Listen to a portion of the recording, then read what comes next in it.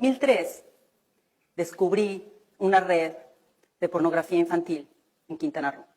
En la zona hotelera y en la zona más pobre de Cancún estaban vinculadas a través de un grupo de empresarios, senadores, gobernadores, que tenían una fascinación por la pedofilia y estaban dedicados a traer niñas de diferentes países. Una de las niñas fueron a denunciar y la autoridad lo que hizo fue llamarle al líder de esta banda de traficantes para avisarle que ya lo habían denunciado y él se fue a los Estados Unidos. El empresario se llama Jan Sukarkuri y puedo decir su nombre porque ganamos el caso y está preso. Él había traído, hasta donde yo pude documentar, 200 niñas y niños a la zona hotelera de Quintana Roo, de Cancún, frente al mar, a donde venían empresarios y políticos a tener sexo con niñas entre 4 y 13 años. No solo eso, sino hacía pornografía infantil. 2003 fui directamente con las autoridades federales a preguntarles cómo podemos investigar una red de pornografía infantil que está comprando y vendiendo niñas a través de Internet. No, señora Cacho, es una exageración. Seguramente son unos cuantos niños, son pedófilos, pero pornografía infantil en México, ¿cómo cree? No. Y encontré un hacker y nos metimos en el Deep Web por primera vez. Imprimí 300 fotografías de hombres adultos con niñas y niños menores de 13 años. Senadores, gobernadores y empresarios multimillonarios mexicanos y extranjeros. Pero se quedó en mi cabeza una idea, ¿cómo vamos a encontrar a estas niñas y niños? Mientras esto sucedía, y yo hacía la investigación, escribí toda la historia. En ese entonces yo ya tenía 3 escoltas federales, porque ya había tenido 2 atentados y varias amenazas de muerte, y ya un abogado de Cancún me había puesto un arma en la cabeza por meterme en asuntos privados de su vida cuando denunciamos que había intentado matar a su mujer. Él entró a mi oficina y enfrente de mi escolta federal me ofreció $1 millón para mi organización, de parte de un hotelero y de un senador mexicano. Me dijeron, mire, usted, señora Cacho, no va a sobrevivir, no va a poder publicar ese libro que quiere publicar. Nadie sabía que yo iba a publicar un libro, excepto, por supuesto, la Secretaría de Gobernación, que tenía investigados mis teléfonos.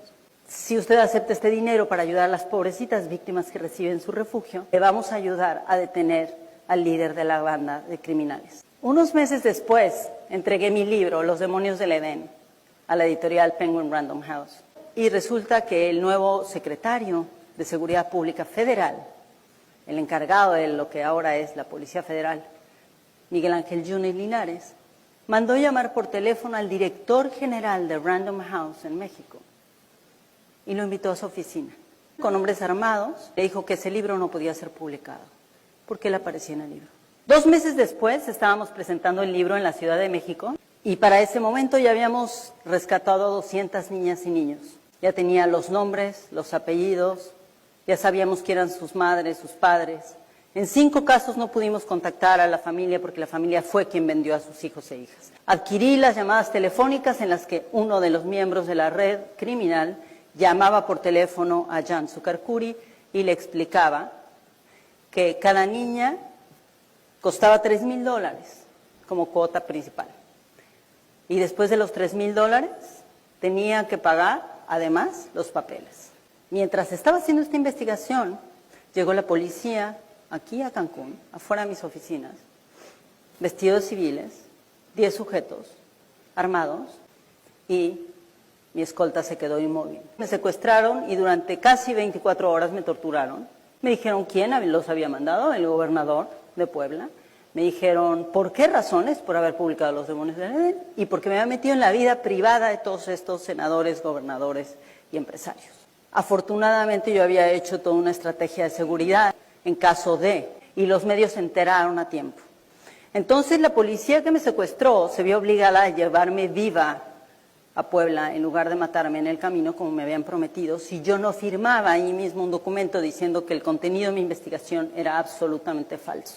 Me metieron a la cárcel, salí de la cárcel y pasé 1 año firmando todos los días en la cárcel de Cancún por haber cometido el delito de difamar a un grupo de criminales que se dedicaban a la trata y explotación sexual comercial de niñas y niños.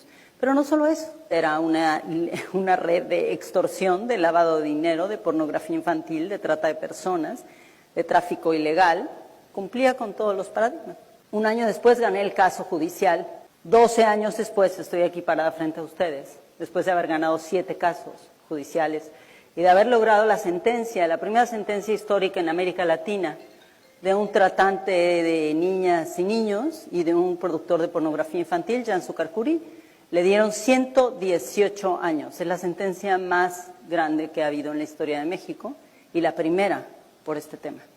Tracé un mapa para entender cómo las mafias mexicanas estaban operando en Nigeria y en Japón y cómo las mafias japonesas operaban en Estados Unidos, en el Reino Unido. 143 países están investigados para ese libro. Tracé estas rutas y las seguí. Durante 5 años me tuve que disfrazar de monja para meterme en los lugares donde solamente dejan meterse a las mujeres religiosas, para poder documentar cuántos niños y niñas había dentro de los burdeles en la Ciudad de México. 134 niñas y niñas, solamente en una colonia de la Ciudad de México.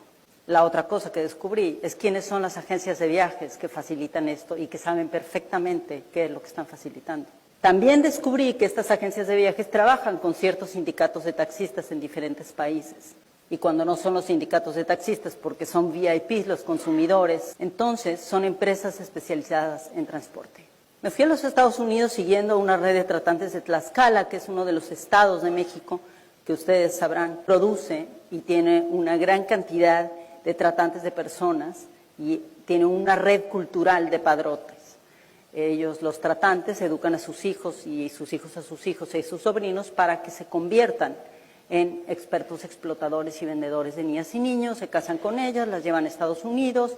Entrevisté a un chico que se había casado a los 26 años 17 veces. Le había llevado a las esposas a los Estados Unidos y ahí los descubrieron y los metieron a la cárcel gracias a una investigación colectiva periodística que hicimos varios. Un día empecé a seguir a uno de estos jóvenes de Tlaxcala en Nueva York y me di cuenta lo que estaban haciendo. Tenía un grupo de 25 chicos. Y los 25 chicos iban cada uno con $500 a diferentes lugares a mandar remesas a México. Las remesas iban a Puebla y a Tlaxcala. Era dinero producto de la explotación sexual comercial de niñas, mujeres y jóvenes.